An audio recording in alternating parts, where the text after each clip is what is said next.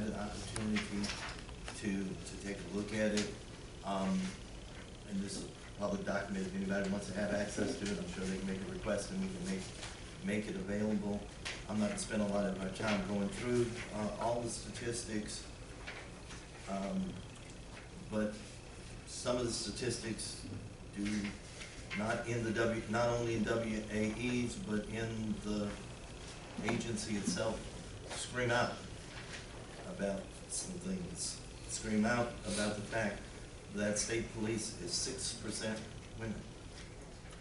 Only 3% of your WAEs are women. And I understand there's historical reason. Your WAEs tend to be people who have been in the force, had been in the force longer, and therefore, I know y'all are making the right moves. We got to be conscious of what our community looks like when we're trying to get right qualified people, but also keep that in mind as well.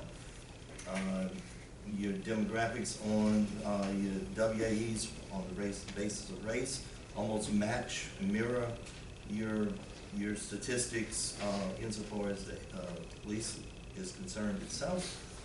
In fact, you're doing a little bit better insofar as the breakdown between whites and African Americans in your WAEs, but you're still running, the agency is still running 16% African American. And if I may, Mr. Chairman, I'll speak to that. Those numbers are, as you know, from the last several years, this has been a thorn in our side. We're trying to replicate and show that we are representing the communities that we serve.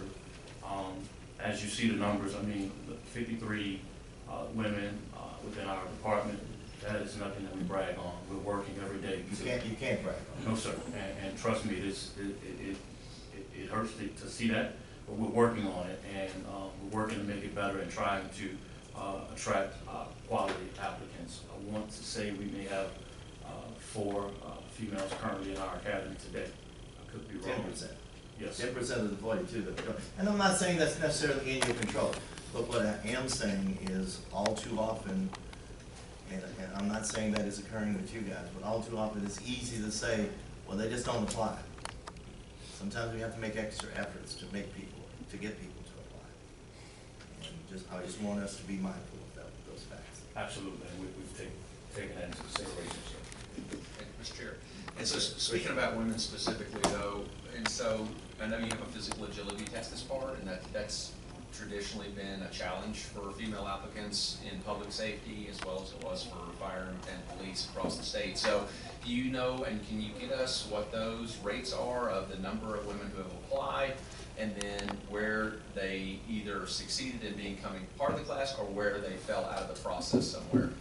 I'll get those numbers to you. I think I spoke to our executive director, Jason, and Erica about it, and we've been looking at trying to get a laser pinpoint look at those applicants that are coming in on the application process. So we've been in discussion about it.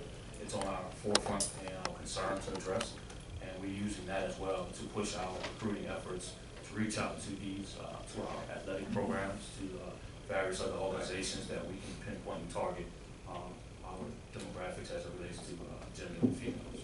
I know that some of the other large law enforcement and firefighter agencies across the country, when they were having challenges with female applicants passing the physical agility test, they initiated a mentoring and coaching prior to them actually going to the academy or even becoming an applicant, just if they expressed interest, so they would know how they needed to prepare themselves physically leading up to that eventual test. And they saw great success in that. So that'd be something that I would be interested in if we were doing something like that, or thinking about implementing it. And I'll tell you, our training academy, they're doing a great job. There is no reason or excuse any applicant should have today with not knowing what to expect. That stuff is listed on our website at lsp.org. There's videos that show what the expectations are, so that you're not surprised when you come in. When our recruiters are reaching out, that's part of the conversation that they're having on the physical fitness side of it, is we're not just going to have a conversation about your interest in coming in the department, but physically you have to be prepared to pass the test in order to stay in the process. So those things are the talking points that we and our recruiters are using as we are out here recruiting, trying to find the best applicants. Thank you. Anybody else? On the statistical information, I would still be interested, and I've discussed it with the executive director already, in getting some more statistical data on actual troopers and DPS personnel that received some of the Mardi Gras assignments. Got some raw numbers on how many there were, but none of the demographic information relative. I can speak to that if you like, Mr. Chairman. I want to say Colonel Hasselbeck is here as well, and that's falls under his shop as the detail commander of the Mardi Gras detail. And I want to say, Colonel Hasselbeck, you want to speak to the Mardi Gras? Yeah, I believe we had 4 WAEs work.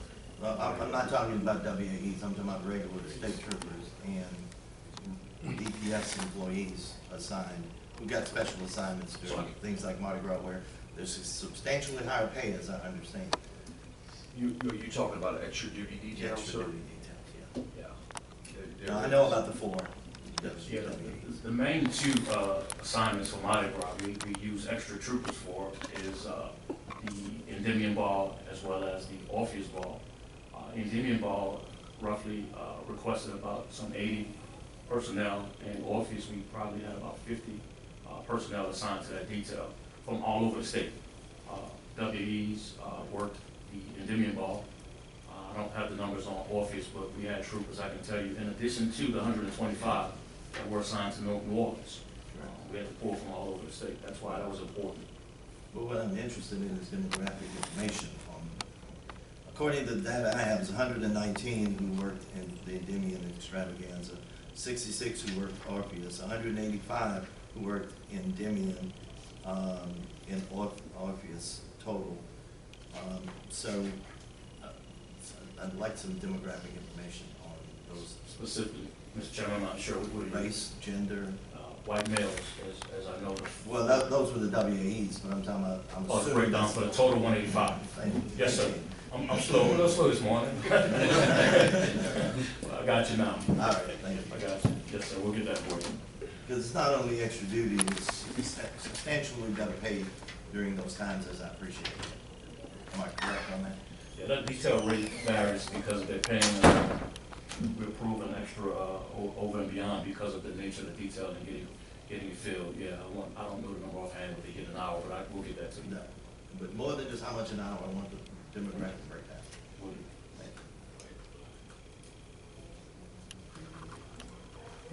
Anybody else, anything else on the demographic issues? No, sir.